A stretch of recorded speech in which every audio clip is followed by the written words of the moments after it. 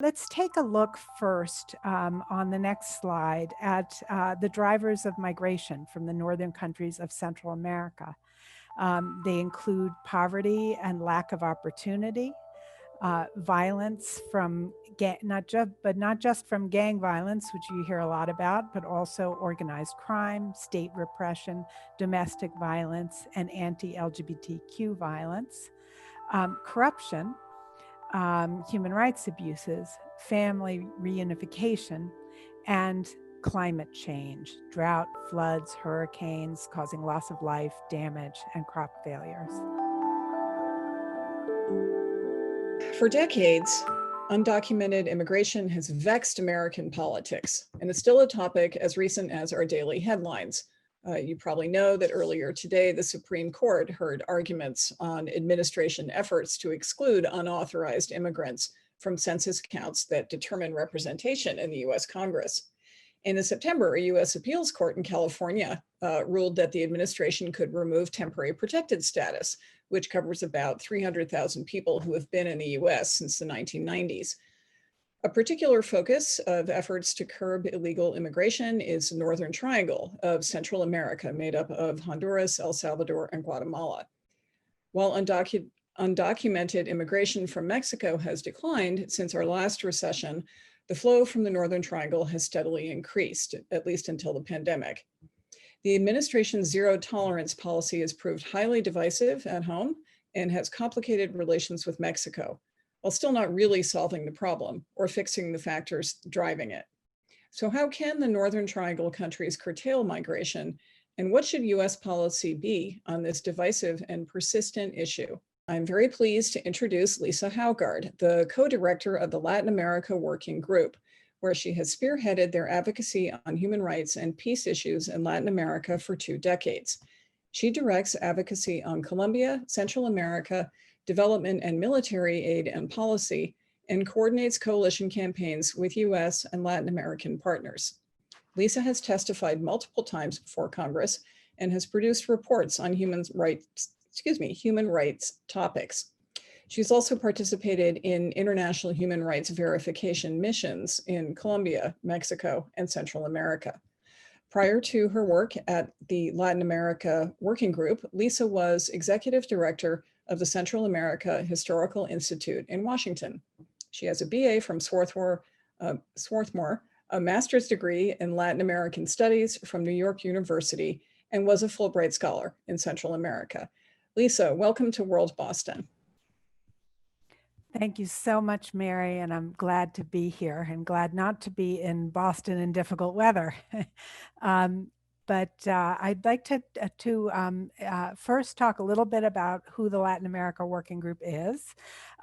We are a small nonprofit that brings together a broad coalition of US organizations: humanitarian, faith, grassroots, labor, environmental, and immigrant-led organizations who are interested in seeing US policies that support our values of peace, human rights, and social justice. And so we both do advocacy directly with the State Department and the Congress and other US agencies, and as well as create ways for people around the United States to join grassroots campaigns to encourage a foreign policy and an immigration policy from the United States that helps our Latin American and Caribbean neighbors. We focus, and you can sign up for our alerts on our website, as you can see on the slide. We focus where we see opportunities for US policy, or often where we see problems. And we have been concerned with US policy towards the northern countries of Central America, El Salvador, Guatemala, and Honduras for some time. The Obama administration and the Trump administration's policies towards these countries both revolved around migration, although in radically different ways. While the Trump administration's policies are especially damaging in our view, Obama's approach was also problematic and could be improved. Let's take a look first on the next slide at the drivers of migration from the northern countries of Central America. They include poverty and lack of opportunity, violence from not just from gang violence, which you hear a lot about, but also organized crime, state repression, domestic violence, and anti-LGBTQ violence, corruption, human rights abuses, family reunification, and climate change, drought, floods, hurricanes causing loss of life, damage, and crop failures. I'd like to dive first a bit into why I put corruption on this list, because certainly that's not what you would usually see as a driver of migration, but we really do see this in these countries in Central America. So let's go to the next slide there. Might be a little hard to read, but basically, why we think corruption drives migration is that sort of the close connection of corruption and human rights abuses. First, corruption robs the state of resources to help address citizens' basic needs. And the most blatant example of this is how the corrupt Honduran officials robbed the health system and practically bankrupted the health system which had a direct impact on people's health. Second, corrupt judges and police empower organized crime and leave citizens defenseless. And it's this lack of protection from the state, and the state actually being one of the actors causing violence that is particularly problematic in Central America. Next, corruption in economic decisions lead to projects that damage the environment and displace and harm communities. Then, corrupt company and government officials actually hire hitmen to threaten and harm human rights defenders and community activists. And one of the most well-known cases of this is the case of the indigenous activist Berta Cáceres in Honduras, who was killed for her work protecting her community's access to water. But there are many other cases, actually, of such threats and attacks particularly in Honduras and Guatemala. Then corruption in elections and at the top of government sap citizens' faith in government and the idea that there can be a better future. And finally, international support for corrupt governments undercuts civil society efforts for change. So often when people take the step to migrate, they do it for immediate reasons. They do it for fear. They do it for a lack of opportunity, but they also do it because of a lack of hope that things will get better in their countries. And that is where this factor of corruption comes in. Now, during the Obama administration, a trend that had started earlier intensified, which is that thousands of unaccompanied children were showing up at the US border and turning themselves in to the border control and requesting asylum. It's hard to imagine that children would be arriving by themselves through this terrible journey. And they only did it, they and their parents, from a sense of absolute desperation. Often these were children whose parents were working in the United States, and they had been left behind in the care of relatives. But families became increasingly desperate to have their children join them as gang violence spiraled, and they wanted their children safe from gang violence and gang recruitment. In response to this a massive flow of unaccompanied children and others, the Obama administration developed an extensive aid program for the region aimed at addressing the root causes of migration. This included programs for youth at risk of gang recruitment. It included violence prevention projects that involved local schools, communities, and local government agencies. It included assistance for poor farmers who've been affected by drought, and programs to address violence against women and LGBTQ persons. Importantly, the Obama administration went beyond the aid programs to also effectively use diplomacy in one country, Guatemala, putting pressure on the Guatemalan government to address corruption. And the Obama administration did this primarily by encouraging the Guatemalan government to cooperate with an innovative anti-corruption mechanism which was UN-led and called CSIG by its acronym, which had been set up during the Bush administration. CSIG helped to empower the Guatemalan judicial system so that it could take on corruption and human rights abuses at the highest levels, both war crimes from Guatemala's conflict, excuse me, and current cases of massive governmental corruption.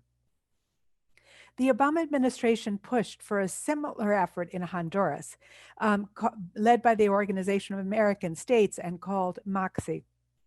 However, the Obama administration's policy towards Honduras more generally was too supportive of highly corrupt Honduran governments. In essence, it accepted the results of the 2009 coup, which had taken place in Honduras. And the Obama administration worked too closely with each successive government, despite their low levels of legitimacy and their abusive and corrupt nature.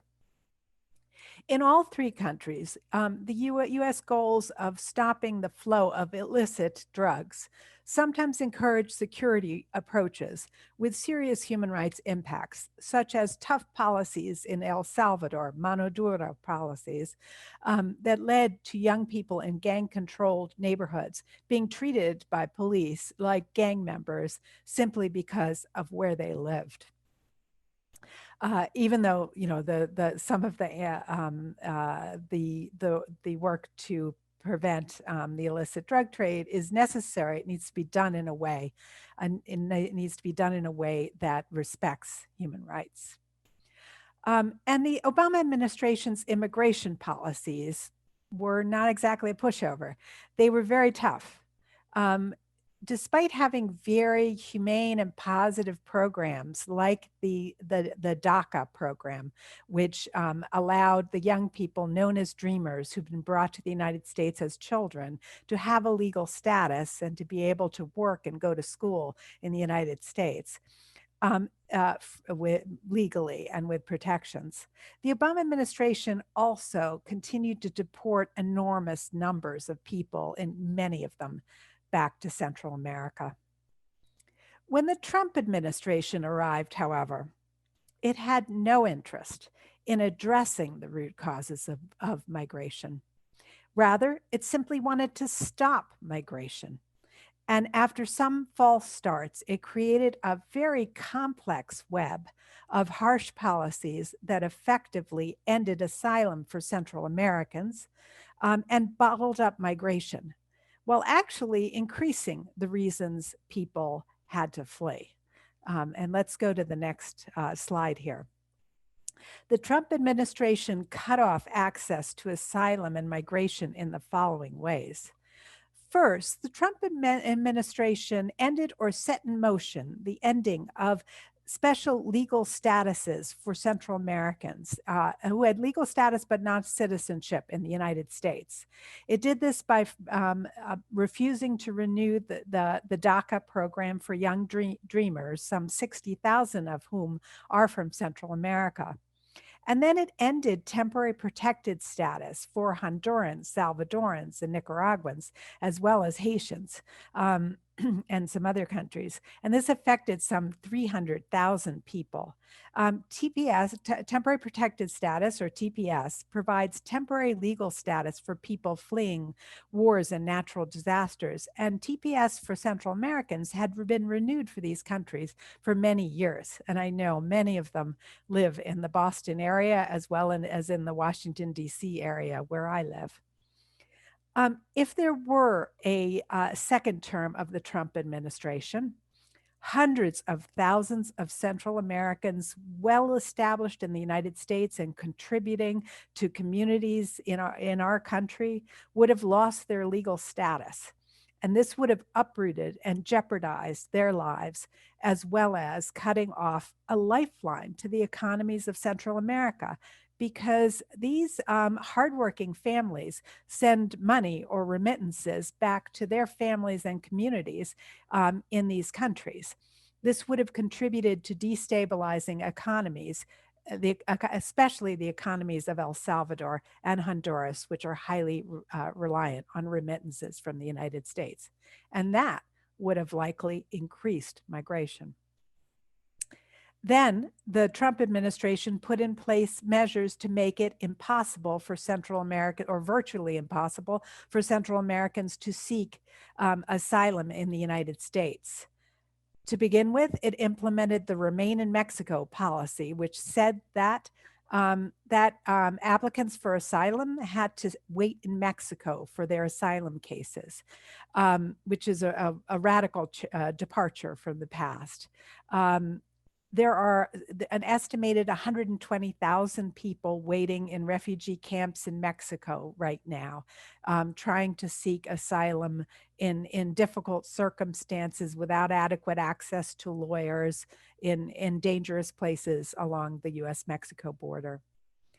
Second, it pressured the governments of Honduras, El Salvador, and Guatemala to set up safe third country or asylum cooperative agreements. These basically said that people would have to seek asylum in the first of these countries they came to. And these are countries that are not safe at all, A, and B, have little in the way of an established asylum system. So this barely got going, this program, but it was certainly not accepting the United States legal obligations to provide access to asylum. Next, after the pandemic started, there was the Title 42 Border Order, which is the CDC Border Order, which established that people cannot legally cross right now the border due to the pandemic. So these are sort of one on top of the other, overlapping executive actions and decisions that made it more difficult for people to enter. People are still entering, but they're not entering legally and asking for asylum. They're entering illegally and getting repeatedly thrown back out. Then there were decisions made by the Attorney General's office, the Justice Department, to try to limit asylum to specific groups. And these Department of Justice rulings tried to undercut the ability of Central Americans in particular, in terms of the impact, to claim asylum for gender-based violence, domestic violence, and gang violence. In addition, there was the infamous act of separating families.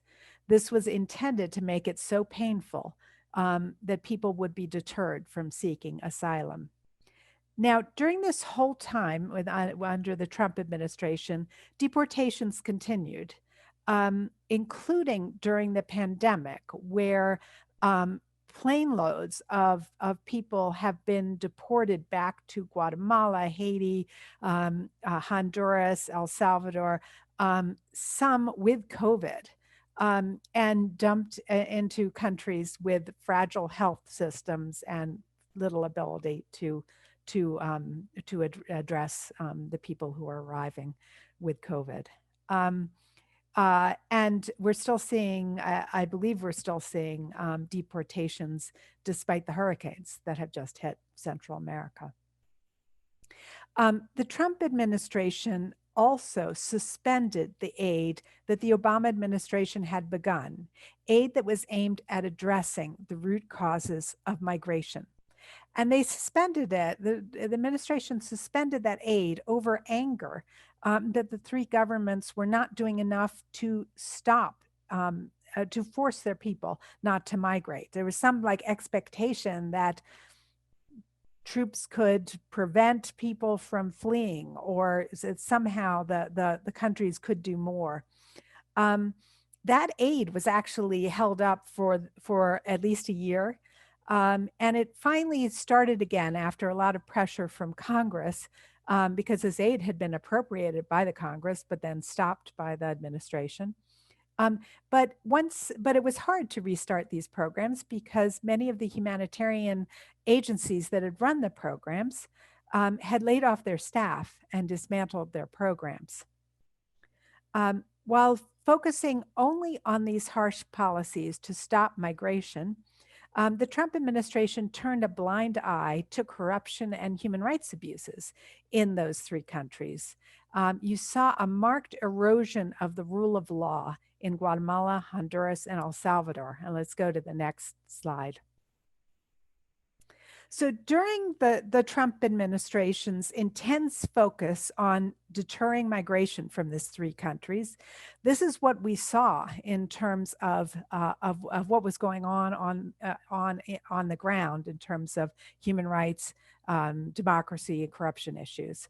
First, the Guatemalan government, and then following suit, the Honduran government decided to kick out the UN and the OAS international anti-corruption agencies that had been making progress against corruption and related human rights abuses in both countries. The U.S., raised the issue and asked them not to do it, but it was clearly not a priority from the United States. Governments knew it was not a priority from the United States, and out they went. Second, we've seen increasing restrictions on human rights activists, non-governmental organizations, and journalists. We've seen threats against judges and attacks on judicial independence. We've seen repression of protests, particularly in Honduras, and especially right after the 2017 presidential elections, which were highly contested. There was brutal repression by the particularly the military police, but other security forces as well against protesters, and at least 16 people were killed by members of the security forces during that time period, as verified by the UN. There was corruption in campaign financing, and including drug cartel financing. And again, there's the standout is Honduras, where the president's brother was convicted in U.S. courts for drug trafficking in a case that also revealed drug cartel payments to the president of Honduras's campaign. And then in El Salvador, with the new Bukele administration, you had a really surprising trend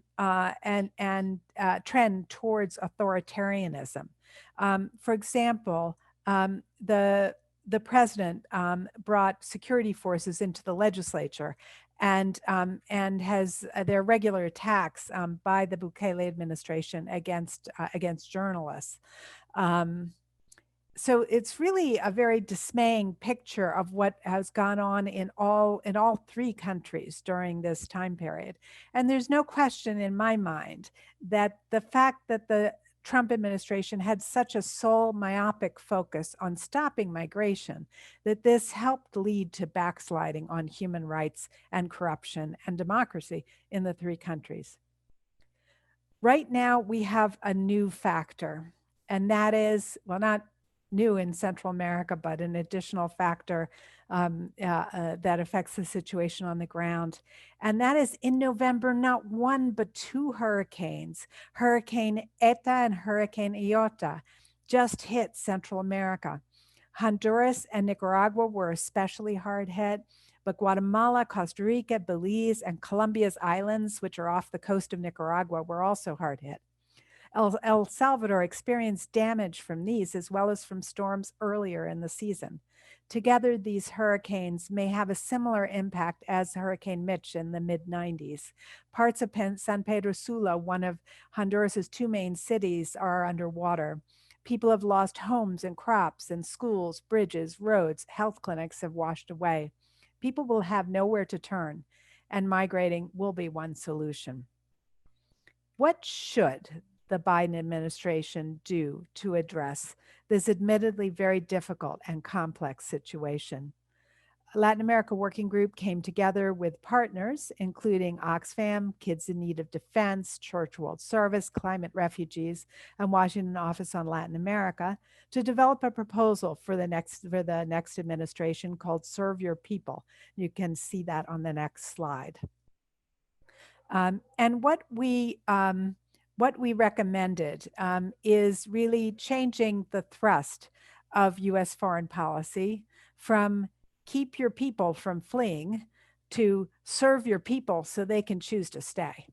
We're asking the Biden administration to stand not with corrupt officials, but with the civil society activists working for change. And we can go to the next slide here.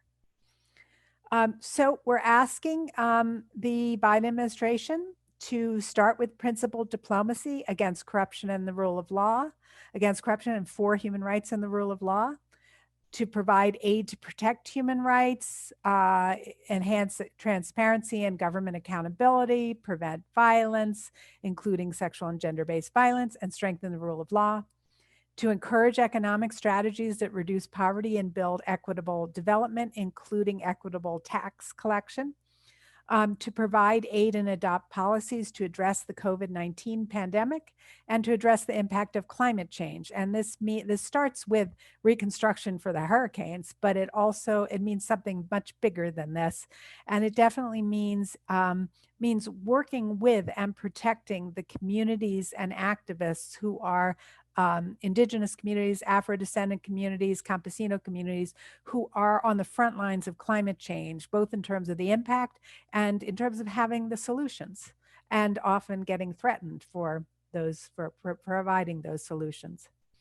We're also asking the Biden administration to restore and advance access to protection for migrants and refugees at our border and throughout Mexico and Central America, because all countries ought to provide a certain amount of protection and asylum. This means rescinding anti-asylum policies and advancing access to protection at the border, supporting expanded access to protection in Mexico, ensuring expanded protection for refugees and migrants in Central America, and building safe and comprehensive repatriation and reintegration programs. Now, to dive in a little more specifically, we can go to the next slide. I want to talk for a second about what do I mean when I say principled diplomacy. It means we want U.S. diplomats to visibly, in their words and actions, stand with the human rights defenders, civil society activists, and journalists who are trying to make change. It means you partner not just with governments and not primarily with governments when they're corrupt, but with those actors who are working for change. It means addressing corruption should be a top priority of policy, including levying sanctions on corrupt officials where necessary. It means encouraging progress in strengthening the rule of law. It means restoring diplomacy and aid that promotes women's rights and LGBTQ rights. And that is something that the Obama administration really started to do and that the Trump administration pulled back from. And finally, it means insisting on citizen security strategies that protect and advance human rights. Let's go to the next slide. And we have 10 immediate, I lied, it's also long-term priorities for U.S. policy affecting migrants, refugees, asylum seekers, and immigrants from Mexico and Central America. It's a long list, but it needs to be done. So that starts with rescinding the anti-asylum policies fueling expulsions, meaning remain in Mexico, the Title 42 CDC Border Order, the safe third country agreements, and the Justice Department rulings that limit protections for vulnerable groups. Means we need to restore access to asylum at the US-Mexico border, process those waiting in Mexico, and establish mechanisms for those who did not have their cases heard to have their cases heard. We're calling for a moratorium on deportations until enforcement priorities are reviewed and until the pandemic has subsided in countries of origin. And I would add now, until there is enough recovery from the hurricanes. We need protections for DACA, for Dreamers, and for TPS beneficiaries against detention and deportation. And that can be done by the Biden administration. We need a plan to reunify families who have been separated. We need to restore refugee resettlement and pathways to protection in Mexico and Central America. We're asking to shift the relationship with the Mexican government on migration and border issues from pressuring the Mexican government on enforcement to collaborate with the Mexican government on building humanitarian responses to the region. We believe that border wall construction and militarized enforcement operations are not the answer and can pose harms to communities and the environment. And ultimately, we're calling for an end to large-scale immigration detention, reestablishing any community-based alternatives to detention, and at the hardest, creating a pathway to citizenship for the 11 million undocumented people in our country. So that is what we would like to see, it can be done. There's no easy answer and no short-term solution to addressing the roots of forced migration from Central America. And it's not going to be easy to turn these policies around and undo the damage wrought by the Trump administration's anti-asylum policies. But the United States can urge and use its leverage to press governments to become more accountable and to serve their people. And it can restore access to asylum and legal status for current residents that has been taken away. These would be steps in the right direction. So thank you for listening, and I'm very happy to answer any questions now.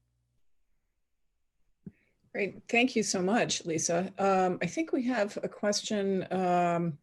Yes, and we have a note going up. We'd be happy to take your questions. I think Raul Alcala has a question, so we'll bring you up. Thank you very much for the presentation. I have questions about two areas. The first of which is the notion of corruption. That what you seem to have left out of the presentation, but probably not in your thoughts and in your work, is that the issue of corruption has to be accomplished from within the society rather than imposed from outside the society. And all the specific actions that you recommended are mostly the US dealing with it at a high level rather than encouraging society to develop its own programs. But more important than that is the modalities for addressing these issues. Yes, it's fair that you listed what you did concerning the Biden administration coming in, but I see absent any injunction to appeal to, let's say, the United Nations or the OAS organizations that could help, such as UNHCR or other multilateral organizations. So why not take a multilateral approach rather than simply a US only approach? Thank you. First, I completely agree that anti-corruption efforts need to come from within society, but there are incredible movements against corruption in Honduras and in Guatemala. There are anti-corruption movements that brought down a president in Guatemala, and there are people who have been movements that were kind of like the Guatemalan Spring, and a similar one called the Antorchas in Honduras. They got defeated. They got members of those groups, some of them had to go into exile. And they'd be the first to tell you that, yes, it has to come from within, but you also need some help from the international community. And that was what these anti-corruption mechanisms, which were multilateral, they were not US, they were just supported by the US. One was the UN and one was the OAS. So you needed both. So you needed good attorney generals and prosecutors. You need to work with the best people in the justice system, and you need to work with the people in the streets who are really demanding change. So it's completely has to be both in these cases. But you couldn't do it without a movement from within, and that's why we really focus on. And my focus is U.S. policy. So you will see a bias in what I talk about, in the sense that that's what we're trying to change. It's our country's relation. yeah, you need these things really working together, or by themselves they will be crushed. And that's why we really talk about standing with civil society forces for change. That means the people who are in the streets, the civil society activists for corruption, whether they're in the streets or they're journalists or whatever they are, they need, the U.S. ambassador needs to be out there giving them support, with his or her presence, with his or her words. And that's what we sometimes we can see in U.S. policy, but we often don't. And that's what we need to see right now. In terms of the calling on multilaterals for addressing the migration issues, completely agree. The UNHCR is a crucial force within this. The U.S. can help by providing support to the UNHCR. That's an important, the financial contribution. But yes, the UNHCR plays a vital role. And also in terms of the pandemic, the Pan American Health Organization, it plays an important role. And actually, the Trump administration was holding up aid to the Pan American Health Organization for quite some time over an unrelated dispute, but during the pandemic, and hasn't yet contributed to the Pan American Health Organization's anti-COVID efforts to address COVID. So we need to see U.S. support for the multilateral organizations. But I basically totally agree with both of your comments. Okay, great. So I think we have Alberto Fierro. Are you with us? Yes. Okay. Great. Hi, Alberto. Friends, Alberto is our wonderful friend, the Consul General of Mexico here in Boston. So go right ahead. Hi, Mary. Thank you so much for this presentation. And I wanted to ask, President López Obrador has insisted that migration should be an option for people and that it should take place, if so, respecting human rights.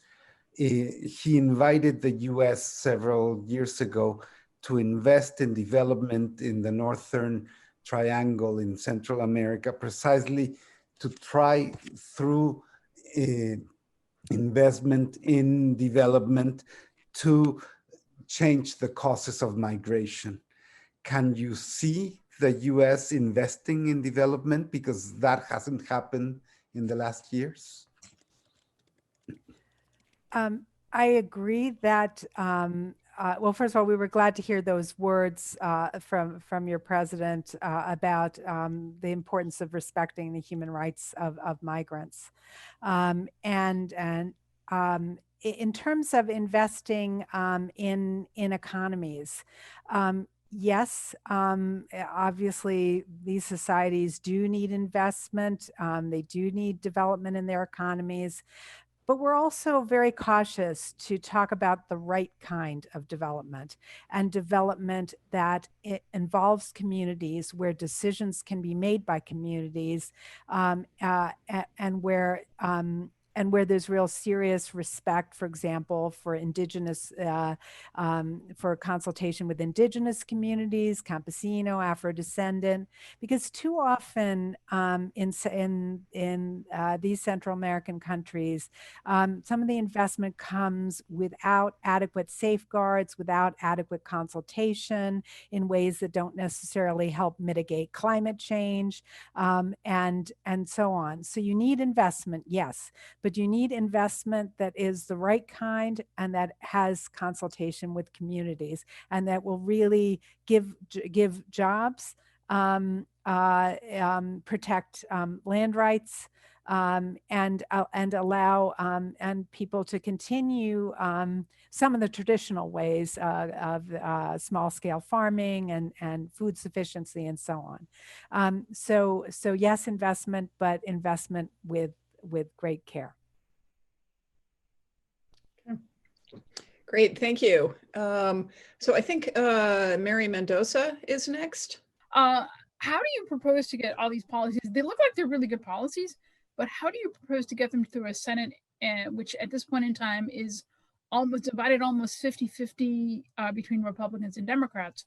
And Republicans haven't historically been very open to the idea of either immigration from Latin America, with the exception of W, or asylum or illegal immigration, or basically DACA and the Dreamers, or any of those, all those things associated with them? How do you propose to get any of that through Congress?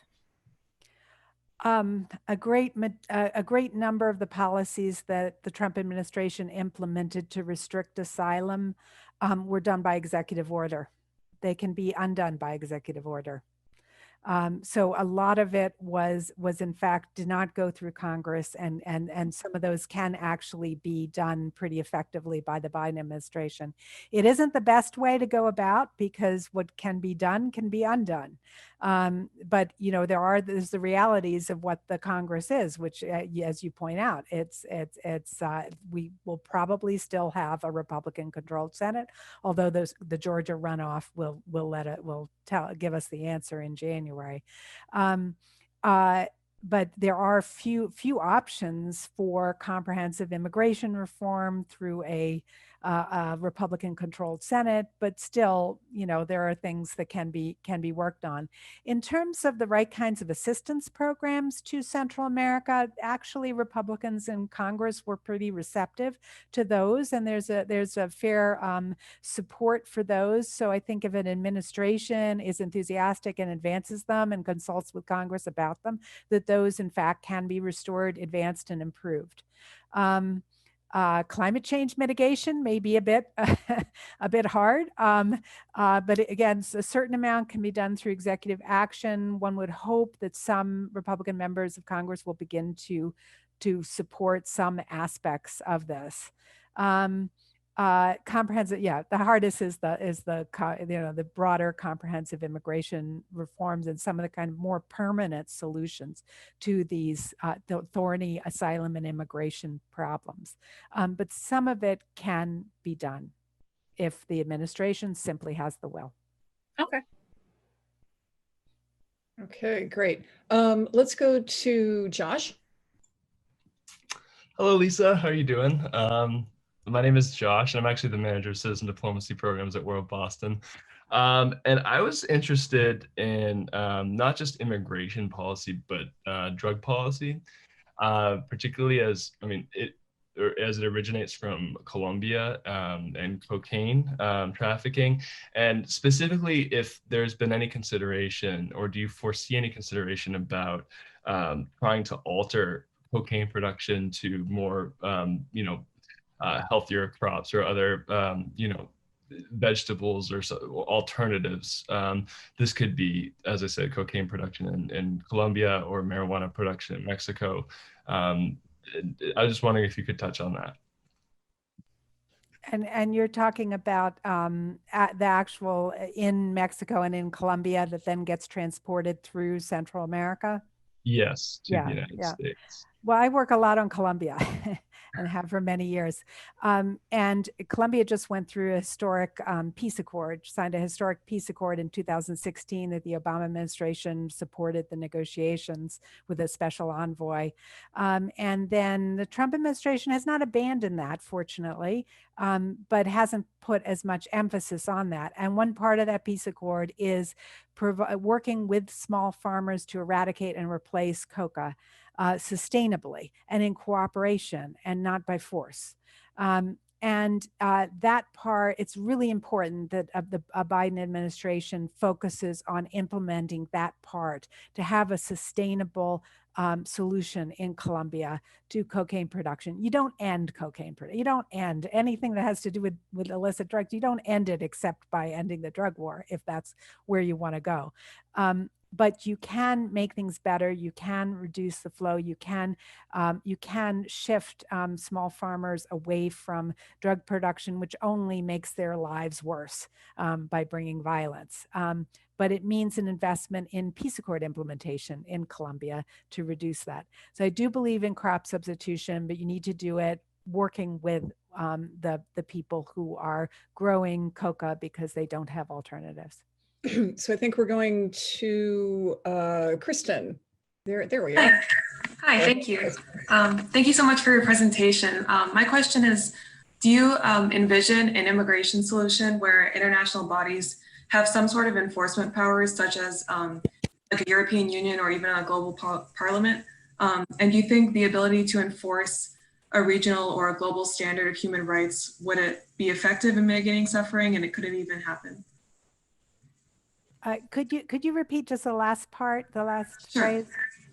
Do you think that like some sort of global enforcement of human rights, like some standard of enforcement worldwide, would be effective if it could even happen? I always kind of work within the realm of the possible and then try to push things a little farther. I don't think we're going to see, global immigration enforcement in our lifetimes. But what you do have is standards about asylum, and international standards about asylum, and then you have international talks about managing the flow of migration, and those are important. And the United States, can and should work in a multilateral way on those, and certainly should uphold its end of the bargain in terms of respecting international standards on asylum, which means you don't return people to countries from which they're fleeing for their lives. So there are international standards. They're not enforceable, but they're still really important, and have weight. And similarly, on human rights, the United States has signed many treaties. It hasn't signed others, but but we helped create the international human rights system, led through the UN. And there are many ways in which the United States can and should cooperate with that, both through the UN and through the Inter-American Human Rights Commission, which is the OAS human rights mechanism. So I believe those standards are important and vital touchstones for us as advocates, or as practitioners, diplomats, or academics, to really raise all those international standards as we press for our country to abide by them. Okay, great, thank you. And we have Barbara Del Castillo, who's also from the Mexican consulate. Hi, Barbara, go ahead. Hi, thank you. I would like to pose a question about the Remain in Mexico policy. Do you think what are your general thoughts on this, and do you think this is something that could or should be terminated immediately? We think it's barbaric. It's wrong to ask people who are seeking asylum to seek the asylum to wait in another country. As you know, there are places where migrants are waiting, which are quite dangerous for Mexican citizens as well as Central Americans.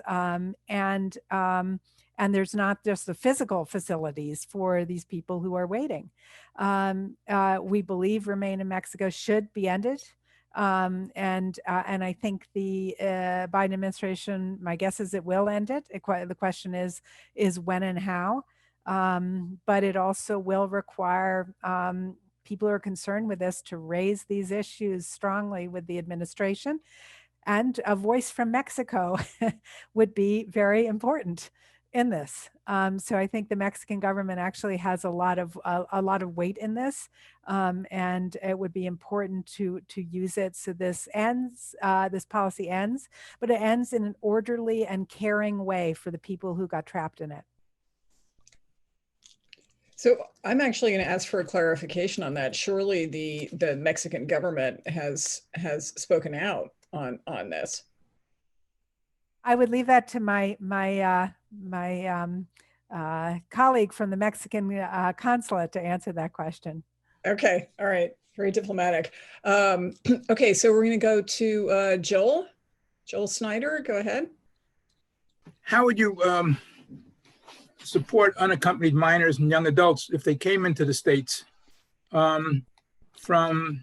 with social and economic supports and jobs to prevent them from entering the cycle of gang pressure, the same gangs which are probably supplying guns and help start some of the gangs in Central America. So have a vicious cycle there. Yeah, that's a great question. You need to do that. You need programs here in the United States that help integrate unaccompanied minors.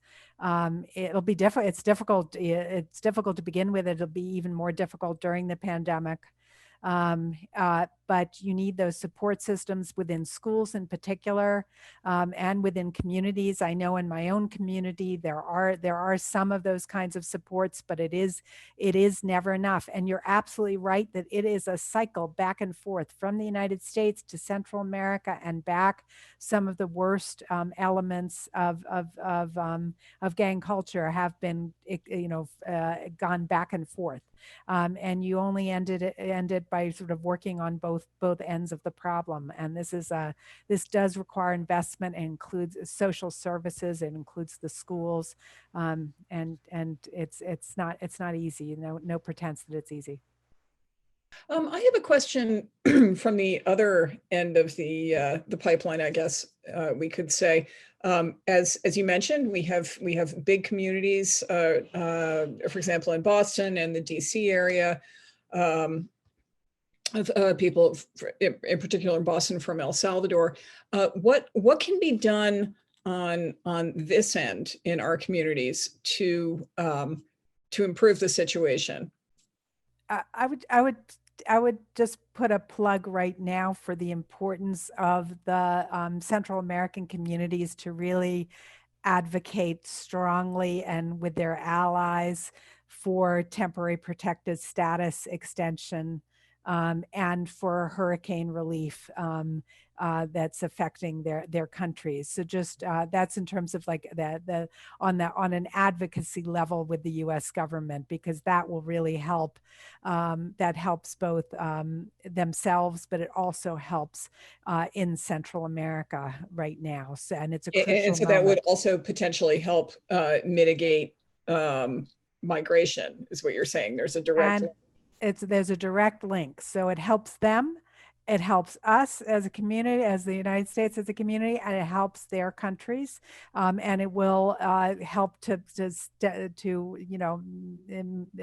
it'll give people some opportunity to be able to stay, and it will help those economies. But it's really a disastrous situation right now between COVID, the hurricanes, the corrupt governments, and so on. And yet with the Biden administration, we really have an opportunity, and your voices in the Central American community as TPS holders, as dreamers, are really important right now. So I would start by saying that. And then I would say that it is really important to continue, supporting families back at home, and maybe see if there are more ways to help join with activists working for change within Central America to support those anti-corruption movements, to support those voices for change as well. Great, thank you. I think that's a very useful perspective, particularly about disaster relief. Okay, so I think this is our last question. Let's go to Lei, please. Yeah. Thank you so much for sharing your valuable insights with us. I actually have a question about how to extrapolate the solutions that you propose for providing aid towards countries that kind of seem and kind of preventing aid going towards corrupt governments. Okay. So I know that in Syria, the Assad regime is obviously a very corrupt government and has performed multiple humanitarian atrocities and human rights violations. But the United States and the Biden administration has suggested providing reconstruction aid if the Assad regime does state that they will not use it for corrupt purposes. So right. So how do you not prop up a corrupt government? Exactly. And and if the solutions that you proposed are kind of applicable to other countries, including Syria. Great. It's an easy question to wrap up with, Lisa. Snap. Excellent question. Yeah, very thoughtful. This is always a tricky one.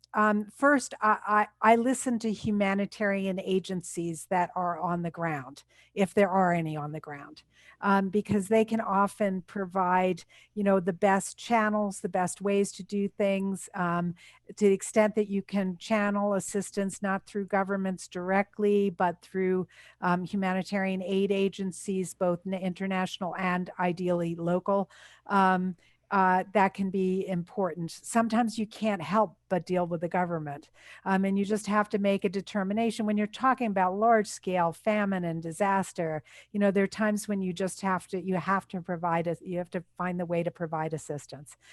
So I would say, really do your best if you can, if you're able to talk to those agencies or groups of people on the ground who have some sense of what is going on and how you can channel things, and then you can make things as clear as possible through diplomacy of what you expect with that aid and what kind of accountability you're asking for.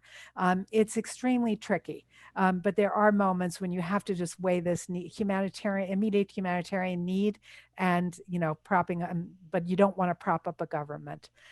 So yeah, I think you can apply those same kinds of things to other countries. Syria is difficult.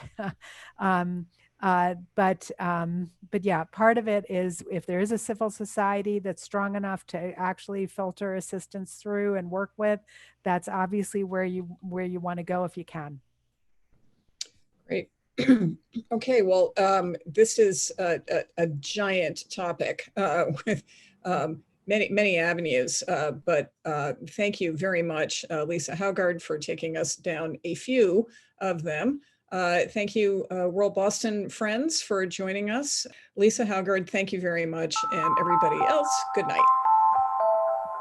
Good night. Thank you.